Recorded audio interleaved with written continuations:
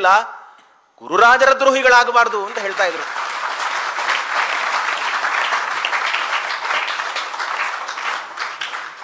ಇದಕ್ಕೆ ಪೂರಕವಾಗಿ ಒಂದು ಮಾತನ್ನು ಸೇರಿಸಿಕೊಂಡು ಹೇಳ್ತೇನೆ. ಯಾಕೆ ನಾವೆಲ್ಲ ಬಹಳ ಎಚ್ಚರಿಕೆಯಿಂದ ಇರಬೇಕು, ಮಾತಾಡಬೇಕಾದ್ರೆ ತುಂಬ ಎಚ್ಚರಿಕೆಯಿಂದ ಇರಬೇಕು.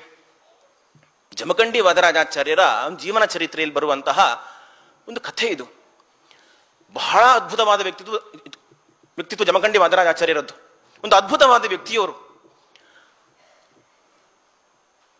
ಆ ಜಮಖಂಡಿ ವಾದರಾಜಾಚಾರ್ಯರಿಗೆ ಒಂದು ಮಠದವರು ಬಹಿಷ್ಕಾರ ಹಾಕಿದರು. ಯಾವುದೋ ಒಂದು ನಿಮಿತ್ತದಿಂದಾಗಿ ಅವರಿಗೆ ಬಹಿಷ್ಕಾರ ಅಂತಂದ್ರೆ ಯಾರು ಆ ಗ್ರಾಮದವರು, ಇಂಥ ಊರಿನವರು ಯಾರು ಅವರಿಗೆ ಅನ್ನ ಆಹಾರವನ್ನು ನೀಡಬಾರದು, ಅವರಿಗೆ ಯಾರು ಕೂಡ ಸಹಕಾರವನ್ನು ಕೊಡಬಾರದು ಅಂತ ಈ ಬಹಿಷ್ಕಾರ, ಇದೊಂದು ಕೆಟ್ಟತನ ಅವರದು. ಅದಕ್ಕೆ ದೊಡ್ಡ ಪರಂಪರೆಯೇ ಉಂಟು. ಇಂತಹ ಒಂದು ಬಹಿಷ್ಕಾರಗಳ ಪರಂಪರೆಯೇ ಉಂಟು. ಕಂಡವರಿಗೆ ಬಹಿಷ್ಕಾರ ಹಾಕೋದವರು, ಬಹಿಷ್ಕಾರ ಹಾಕೋದು, ಪತ್ರವನ್ನು ಹೊರಡಿಸೋದು, ಇಂಥವ್ರಿಗೆ ಬಹಿಷ್ಕಾರ ಹಾಕಿದ್ದೇವೆ, ಅವರಿಗೆ ಯಾರು ಕೂಡ ಅನ್ನ ಆಹಾರ ನೀಡಬಾರದು ಅಂತ. ಜಮಖಂಡಿ ವಾದರಾಜಾಚಾರ್ಯಂತಹ ದೊಡ್ಡ ಜ್ಞಾನಿಗಳಿಗೂ ಕೂಡ ಈ ಬಹಿಷ್ಕಾರ ಆಯಿತು. ಜಮಖಂಡಿ ವಾದರಾಚಾರ್ಯ ಇದನ್ನೆಲ್ಲ ತಲೆಗೆ ಹಚ್ಚಿಕೊಳ್ಳೇ ಇಲ್ಲ. ಬಹಿಷ್ಕಾರ ಯಾರಿಗೆ ಬೇಕಾಗಿದೆ ಅಂತ ಇಟ್ಕೊಳ್ಳಿ ನೀವೇ ಅಂತ ಅಂತೂ ಸುಮ್ಮನೆ ಅವರು ಪಾಡಿಗೆ ಅವರು ಸಂಚಾರ ಮಾಡ್ಕೊಂಡು ಹೋಗ್ತಾ ಇದ್ರು. ಒಂದು ಊರಿನಲ್ಲಿ ಹಾನಗಲ್ಲು ಹೇಳುವಂತ ಊರಿಗೆ ಬಂದಾಗ ಆ ಊರಿನಲ್ಲಿ ಒಬ್ರು ಸಾತ್ವಿಕಾಚಾರ್ಯ ಅಂತ ಒಬ್ಬರು ವಿದ್ವಾಂಸರು ಇದ್ರು.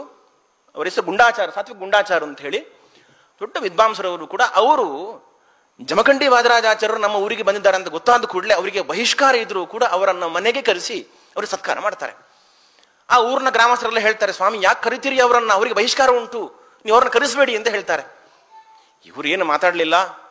ಜಮಖಂಡಿ ವಾದರಾಜಾಚಾರ್ಯ ಜ್ಞಾನಿಗಳು, ಹರಿಭಕ್ತರು, ಗುರುರಾಜರ ಭಕ್ತರು, ಹಾಗಾಗಿ ಅವರನ್ನು ತಿರಸ್ಕಾರ ಮಾಡೋದು ಸರಿಯಲ್ಲ ಅಂತೇಳಿ ಬಹಿಷ್ಕಾರ ಇದ್ರೂ ಕೂಡ ಅವರಿಗೆ ಸತ್ಕಾರವನ್ನು ಮಾಡ್ತಾರೆ. ಮುಂದಿನ ಪರಿಣಾಮ ಏನಾಯ್ತು ಅಂತಂದ್ರೆ, ಈ ಪುರಸ್ಕಾರವನ್ನು ಮಾಡಿದಂತಹ ಸಾತ್ವಿಕ ಗುಂಡಾಚಾರಿಗೆ ಮತ್ತೆ ಬಹಿಷ್ಕಾರ ಬಂತು. ನೀವು ಜಮಖಂಡಿ ವಾದರಾಚಾರ್ಯರಿಗೆ ನೀವು ಪುರಸ್ಕಾರ ಮಾಡಿದ್ರಿ, ಹಾಗಾಗಿ ನಿಮಗೆ ಬಹಿಷ್ಕಾರ ಅಂತ ಸ್ವೀಕಾರ ಮಾಡಿದರು. ಮತ್ತೆ ಹೋಗಿ ಕ್ಷಮೆ ಕೇಳಿದರು. ಯಾರು ಬಹಿಷ್ಕಾರವನ್ನು ಹಾಕಿದ್ರು ಅವರ ಬಳಿಯಲ್ಲಿ ಹೋಗಿ ಕ್ಷಮೆ ಕೇಳಿದ್ರು. ತಪ್ಪಾಯಿತು, ನಾನು ಮಾಡಿದ್ದು, ನಾನು ಮಾಡಬಾರ್ದಿತ್ತು ಹಾಗೆ ಅಂತ ಕ್ಷಮೆ ಕೇಳಿದರು. ಸರಿ ಆಯಿತು ಅಂತ ಹೇಳಿ ಒಂದು ವಾರದಲ್ಲಿ ಆ ಬಹಿಷ್ಕಾರಕ್ಕೆ ಮುಕ್ತಿಯು ಸಿಕ್ಕಿತು. ಸರಿ ವಾಪಸ್ ಬಂದರು. ವಾಪಸ್ ಬಂದ ಮೇಲೆ ಈ ಎಲ್ಲ ಗ್ರಾಮ ಜನರೆಲ್ಲ ಕೇಳಿದ್ರಂತೆ, ಅಲ್ಲ ನಿಮಗೆ ಬಹಿಷ್ಕಾರ ಉಂಟು ಅಂತ ಗೊತ್ತಿದ್ರು ಅವರನ್ನ ಕರೆಸಿ ಉಪಚಾರ ಮಾಡಿದ್ರಿ, ಬಹಿಷ್ಕಾರ ಹಾಕಿಸಿಕೊಂಡ್ರಿ, ಬಹಿಷ್ಕಾರ ಹಾಕಿಸ್ಕೊಂಡು ಮತ್ತೆ ಹೋಗಿ ಯಾಕೆ ನೀವು ಕ್ಷಮೆ ಕೇಳಿದ್ದು? ಅದಕ್ಕೆ ಆ ಗುಂಡಾಚಾರ್ಯ, ಸಾತ್ವಿಕ ಗುಂಡಾಚಾರ್ಯ ಹೇಳಿದ ಮಾತು ಎಷ್ಟು ಅರ್ಥಪೂರ್ಣ ಅಂದ್ರೆ ಅದು ಈ ಕಾಲಕ್ಕೆ ಬಹಳ ಉಚಿತವಾದ ಮಾತು. ಅದು ನಮ್ಮ ಸ್ವಾಮಿಗಳು ಹಾಕಿದ ಬಹಿಷ್ಕಾರಕ್ಕೆ ಒಂದು ವಾರದ ಗಡು ಅಷ್ಟೇ. ಅದು ಮತ್ತೆ ಅಲ್ಲೇ ಮತ್ತೆ ಪರಿಹಾರ ಆಯಿತು. ಒಂದು ವೇಳೆ ನಾನು ಜಮಖಂಡಿ ವಾದರಾಚಾರ್ಯಂತಹ ಜ್ಞಾನಿಗಳನ್ನ, ಗುರುರಾಜರ ಭಕ್ತರನ್ನ ನಾನೇನಾದರೂ ಅಪಚಾರ ಮಾಡಿದ್ರೆ, ಭಗವಂತ ನನಗೇನಾದರೂ ಬಹಿಷ್ಕಾರ ಹಾಕಿದರೆ ಜನ್ಮಾಂತರಕ್ಕೆ ಅದು ಉಂಟು ನನಗೆ,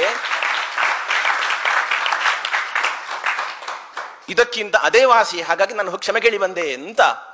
ನೋಡಿ ಈ ಪ್ರಜ್ಞೆ ನೋಡಿ, ಹರಿಭಕ್ತರಿಗೆ ಎಂದಿಗೂ ನಾವು ದ್ರೋಹವನ್ನು ಅಪಚಾರವನ್ನು ಮಾಡಬಾರದು ಅಂತ ಈ ಸತ್ಯವನ್ನು ಕಂಡುಕೊಂಡವರು ವಿಶ್ವೋತ್ತಮ ತೀರ್ಥರು. ಅವ್ರು ಹಾಗಿದ್ರು ಅವರು. ಹಾಗಾಗಿ ಎಲ್ಲರಿಗೂ ಕೂಡ, ಎಲ್ಲ ಸಜ್ಜನರಿಗೂ ಕೂಡ ಇವರು ಆದರ್ಶ ವ್ಯಕ್ತಿಗಳು ಇವರು.